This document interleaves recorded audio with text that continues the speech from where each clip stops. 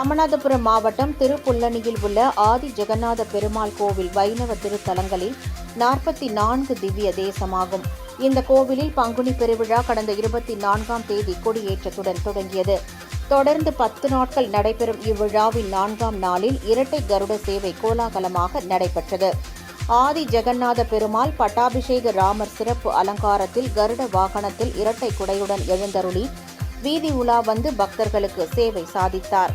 முன்னதாக ஸ்ரீமத் ஆண்டவன் ஆசிரமத்தில் பட்டாபிஷேக ராமருக்கு சிறப்பு திருமஞ்சனம் மற்றும் பக்தர்கள் குழு பாராயணம் நடைபெற்றது.